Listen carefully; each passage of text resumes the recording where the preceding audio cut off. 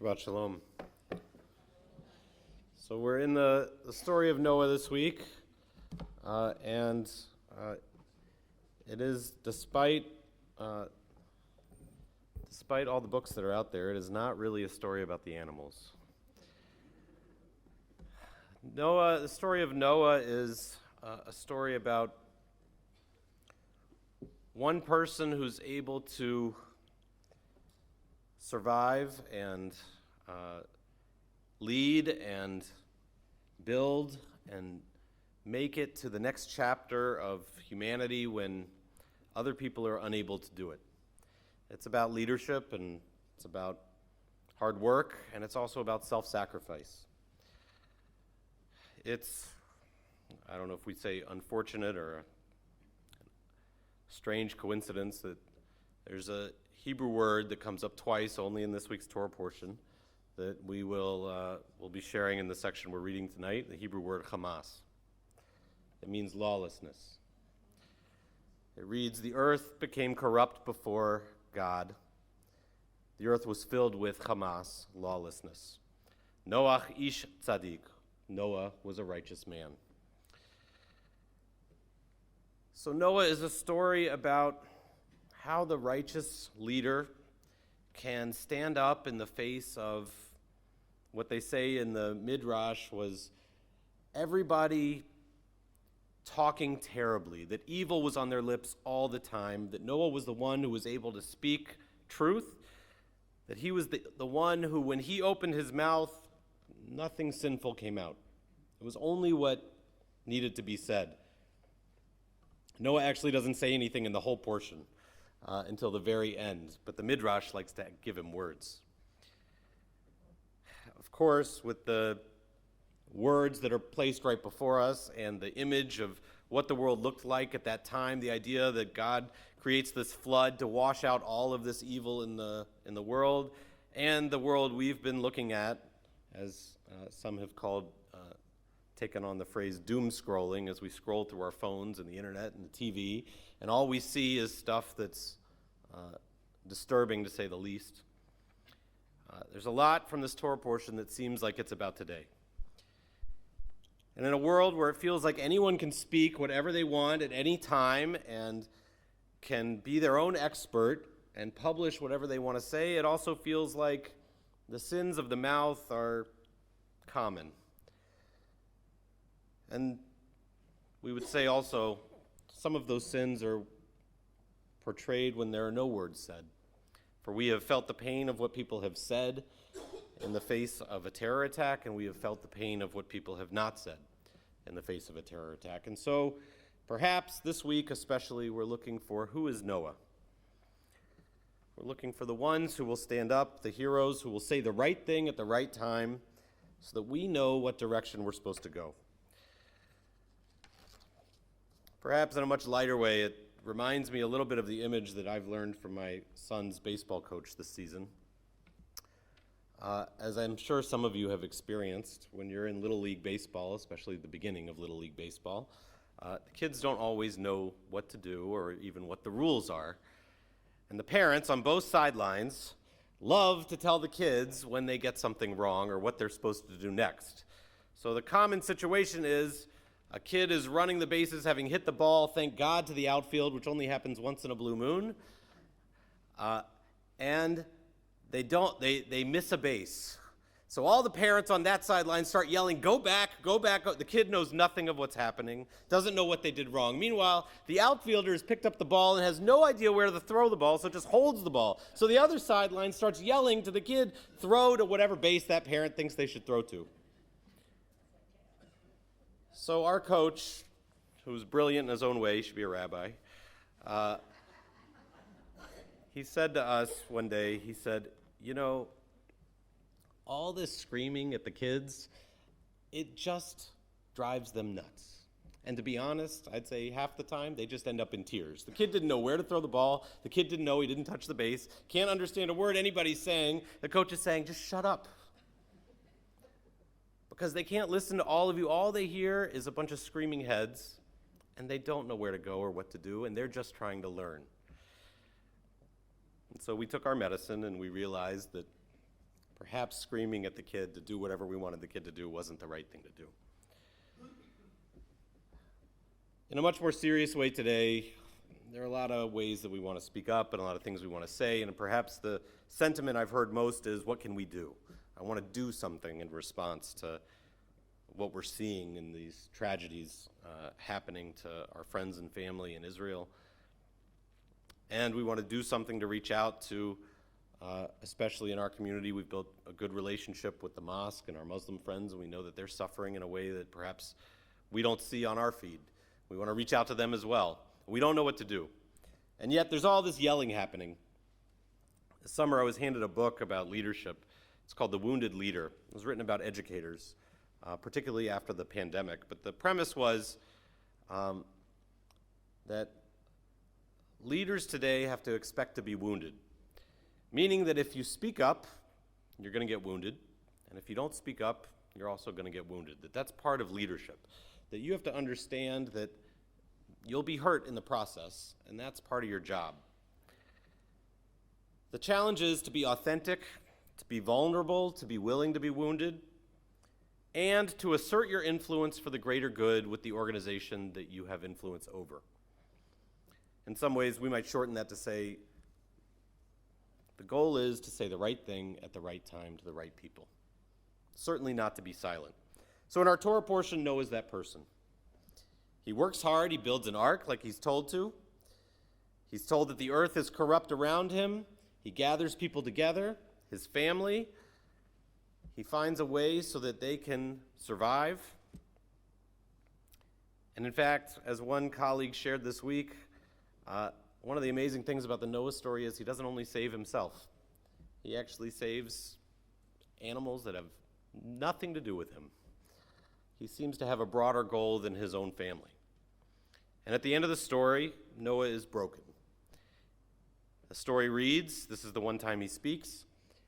As soon as they get on dry land, he plants a vineyard, he gets drunk, he yells at his children. It wasn't an easy journey. As I think about this story and this week, I think about the people who are like Noah, have been like Noah in these last 7 days.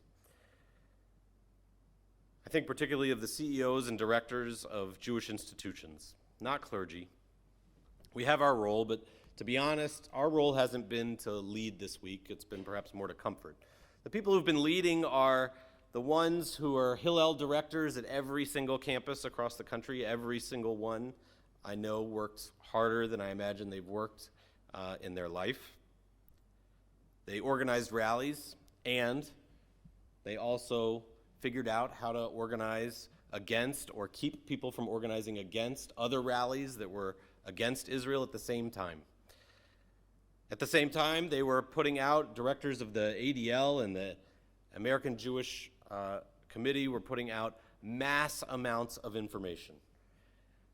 I would get emails sometimes at midnight or 1 a.m. from people who had been working all day long trying to get us the latest news, the latest updates, trying to fight against headlines that are in the New York Times about hospitals being bombed and who bombed them.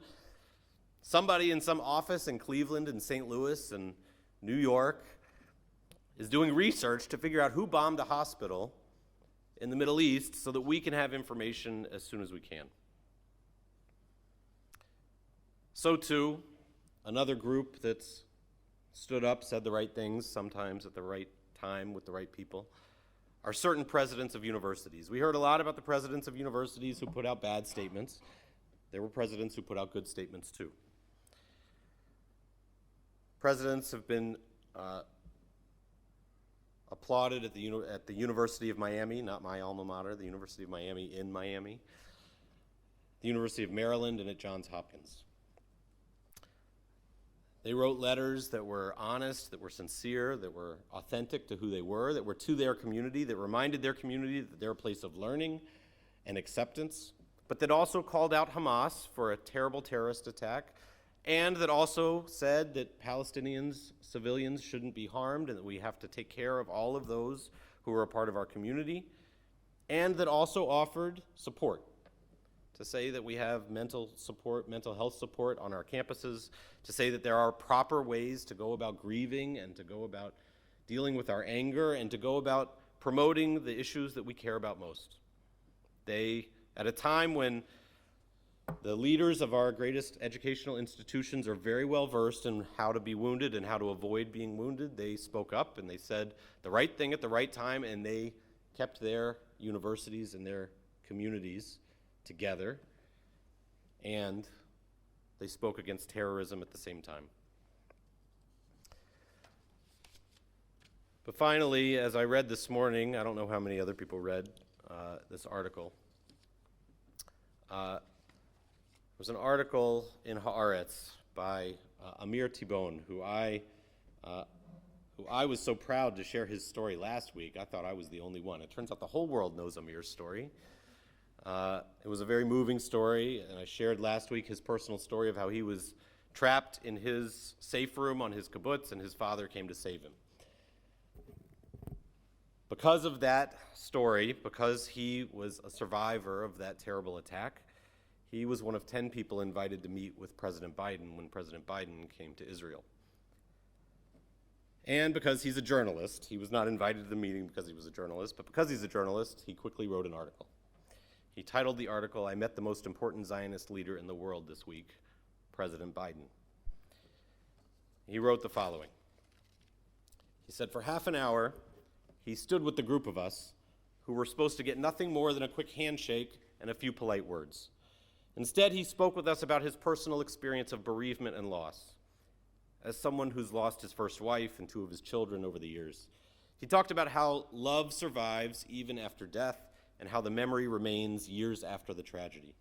He shared with us the challenge of not giving in to despair or turning sadness into anger. There were moments when he wiped a tear from his eye. The Israelis who stood around him, all whom had just emerged from a personal, communal, and national disaster zone, were captivated. It was impossible to take your eyes off him. Each member of the group received from the president a penetrating personal look, an expression of pain and identification, and above all, an ear. He stood there, shared with us his personal life experience, and listened very intently to ours. It was an incomprehensible situation. The President of the United States standing in front of a group of Israeli citizens and helping them process the horrible experience they'd just had, giving it historical context and thinking together how to overcome it. Before parting, he reiterated his statements of the past few days, of his administration's commitment to aid Israel during one of the most challenging times in its history. But this time it wasn't a policy declaration, but nearly an emotional statement. It was as if everything we'd heard up until that point was the background to explain why he's doing this, why he chose to send us aircraft carriers with another one on the way, why he decided in the middle of this war that's closing in on us from the south and maybe also from the north to come here and meet with us. Biden came to Israel to give us both diplomatic and military backing, but in this meeting, the feeling was that he came to give us something more important, simply a hug. Currently, the world's most important Zionist leader is the United States president. To be a leader who's willing to be wounded because you take a stance, to stand up for what's right, to lead and tell people that there's a direction we must go. This is what it means to act like Noah, to make a personal sacrifice, to realize that this is what our world asks of us in this time. In the story of Noah, the 2 symbols that we have at the end of the story are the rainbow and the dove. They're both symbols of peace, but also of what happens to us when we go through dark skies and dark times and flooded world and believe that at some point something beautiful is going to emerge. So with our world still flooded with evil, with hostages held, with children burying their parents and siblings at the same time, with more funerals than we have people to perhaps sit at the Shiva Minions, Jewish and Muslim, Israeli and Palestinian mothers are screaming and crying, and so we have to look for leaders who will remind us that just because our pain is equal, it doesn't mean that the blame is equal. Hamas continues to hold hostages, continues to launch rockets, continues to aim at civilians, and continues to want war. The leaders who stand up and say that in our world today, we should make a choice, that we can love and have compassion for all sorts of victims, but still find a way to get through the flood and take a direction, they're likely to get wounded, and they know it. So for those who did this week, we offer our thanks, and we look for you in the weeks to come. Shabbat Shalom.